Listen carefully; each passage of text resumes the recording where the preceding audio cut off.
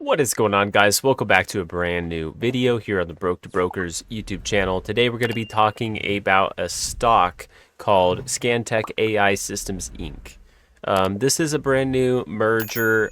It was part of a SPAC. It's like a merger from another company to this company. So it just got listed at the start of the year, January 2nd, which is what this article is about. So basically, Mars Acquisition Corp. They just basically merged to ScanTech Identification Beam Systems, but now they're called ScanTech AI Systems Inc. And it just started listing on January 3rd. So this was announced January 2nd. So this is only about a month old, this stock. So we're going to be looking over the price. We're going to talk about the product, what they offer, its use case, and it's really interesting. So it's a really good it's a good business opportunity for ScanTech AI systems, especially with a name with AI in it. Oh yeah. Oh yeah, you want to be an AI company right now listed on NASDAQ. So overall, I think it has a lot of good sentiment. There's a lot of people that are looking at this one right now. We just had like a Reddit post that just blew up recently talking about ScanTech AI, and I think that's a reason why we saw it kind of pop off here. I'm actually going to pull it up for you guys because it's made a bunch of headwind. Like, there's a lot of people talking about it. And we're going to get a bunch of weird stuff on here because Reddit's always like that. Okay, maybe I should just search STAI. But yeah, I saw something recently that kind of caught my eye. And it talked about how they revised, there's a new CFO that they just announced, that they just appointed. They also talked about the volatility after the SPAC deal when they merged and listed on NASDAQ, how there was a lot of volatility. And because of that volatility, the CEO kind of talked a little bit about how he believes right now the stock price isn't in line with the enterprise price, which is kind of correct. Like, if you go over to stock analysis and you look at, okay, like the market cap is 31 million, but their actual enterprise, you see 72 million is what it estimates. But a lot of that has to do with the actual market cap. In fact, you can see the value for an enterprise right here. So but I mean, they're kind of in line. They're saying, all right, we've had a lot of volatility. Our price has dropped significantly since we first listed, which is true. I wouldn't say significantly. I mean, they did list, what was it? I think that they actually listed around $2. Yeah, they've always been around $2. Sure, it dropped down to 137, but now we're talking about something else going on. So let's actually take a look at what happened here, because it's actually kind of insane. They started the day, this is all in one day, at about $1.39. I believe that they went up a solid in one day. They actually went up 17% in the day. After hours, 45%. So yeah, this thing is getting a lot of headroom right now. Like, people are paying attention now, and I think it has to do a lot with the recent reports of what the CEO mentioned. The management confirms solid balance sheet, so they feel like their revenue and value that they're bringing in isn't in line with stockholder sentiment and dropping the costs down to $1. So one of the things that is really cool that they're doing is they're not going to be directly from the CEO. He says that they're not going to be diluting stock, that they're going to take care of shareholders. That's basically what all this is about. Even with the filing of the resale registration, we remain committed to protecting stockholders from dilutive financings. And I will tell you this first and foremost, as somebody who's invested a lot in penny stocks, dilution is what scares off all your growth as a penny stock. You know, if you start doing a bunch of offerings, direct offerings at the market price of X amount. People sell all the way down to that value and sometimes even further down because they know that somebody's coming in, or maybe lots of people are coming in at a cheaper price, a share price.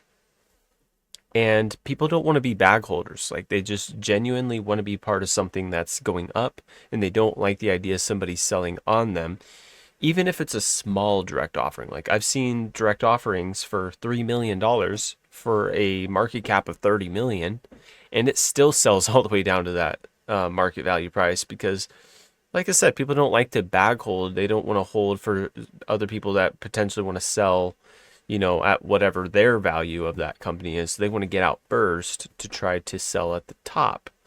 And then that just creates a bunch of FUD, fear, uncertainty, and doubt with all the other investors. And then maybe you have some committed stockholders that end up selling because of that fear. So it really is just a negative thing in my view, the dilution. But the sad thing is a lot of these companies, they don't care about their stockholders. They don't mind seeing the dilution of their stock. They don't mind seeing it go from $100 all the way down to 5 cents if it means they get millions of dollars to pour back into their business. And the funny thing about it is if you have to take money from your investors to fund your business, you probably don't have a very good business model. I'm just saying. I'm not calling anybody out here. NXU. I'm just kidding. But there's a lot of companies like that, where they will just basically just sell on top of their stockholders. It's pretty crazy. Like them. I've seen it time and time again. So that's a pretty bullish statement, I would say, from the CEO to say, we're not going to go through all these dilution means. And I was kind of skeptical when he said that. So I started doing some research. I was like, I know we haven't really even talked about the product or what the company is. We'll get to that. I'm cooking here. I gotta talk to you guys about this. So I want to show you guys the SEC report, which I'll pull up real quick. The SEC report, I did confirm, basically indicates that they're locking shares, which is kind of in line with what he's talking about. Yeah, I was kind of skeptical at first, but then I came across this post. This was just from February 10th, so just a couple days ago. They announced they are locking up 6 million, so the 2.8 million plus the 5 million shares. These are going to be locked up for 6 months, which is pretty bullish. So until August, they basically are locking them at the cost of about $1.40, so very low cost. That's how bullish I think that they are, that they're going to get, huge amounts of revenue from that cost, that they're willing to lock these up for 6 months, that are not going to be able to sell any of these stocks, which is a good amount of their total outstanding shares. I believe they have 18 million outstanding shares. So of that, only 13 million are able to be sold freely after that report. They talked about that a bit in one of these recent ones that they mentioned. They will be locking, right here. In addition to the 5.4 resale, about 2.8 are not subject to any lockup. Okay. Well, so 2.8 aren't subject to a lockup, but 5.4 million shares of stock are locked up. But this article just goes on to say that they don't believe in any dilutive equity structure on its balance sheet. They don't want to create more shares and therefore make the value of the shares, dilute and depreciate because there's more shares. I think this is pretty cool of them. Let's talk about the business of it. So this is all good and dandy. It looks like they want to take care of their shareholders, but that can only go so far. What's the product that they're offering? Well, ScanTech AI systems, they build stuff for defense and security, aviation, nuclear and energy, ports, borders, and cargo and freight. So their whole thing is to make these security softwares scanning systems that can find like any type of discrepancies for anything illegal or like armed weapons potentially. So you could use these at TSA, which they have a partnership through. They also just announced just last month a huge signing with a nuclear power plant for security. So anything that you think of that is really needing protection, like really high security, ScanTech AI is kind of fitting the bill. And right now with Donald Trump I hate to get political, but this could influence this price quite a lot. But Donald Trump is very much influenced to try to close the border in Mexico. We may see some type of partnership, government partnership. If it's a national partnership, it's going to be freaking gigantic to try to help with that border patrol. So, I mean, that's even what it says here, ports and borders, this is their specialty here. So, you never know. We could see some huge partnerships come through here. Some major agreements could be signed, which could make this 30 million market cap literally look like a puddle in the ocean compared to what it could be. Now, all that I'm saying is not financial advice. I don't know if this is a perfect time to get in. For all I know, this might drop down to pennies. But right now, we are seeing it kind of start to take off a bit. The price, I think, yeah, we saw that it went up 17 plus 45%, so 73%. Now, personally for me, I don't like buying stuff at the highest amount. But if you look 2-3 months down the road, maybe this looks like the bottom. Who knows, right? That's part of why investing is fun, in my opinion, is you don't really know.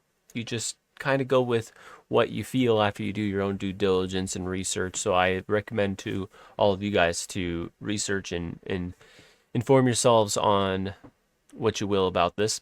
It's kind of a tough one though, because it did just launch last month and it took over Mars Acquisition Group, which is like a previous, or maybe it was ScanTech something else. I don't know. But anyways, they basically got merged over January 2nd. So all this stuff doesn't help us. Like all the financials we could go through right here don't really give us any information. They don't have 314 million shares. They have 18 million shares.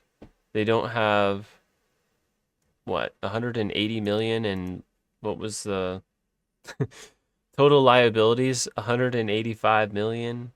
Shareholders equity negative 184 million. Like if that was this company, they should be valued at about a penny.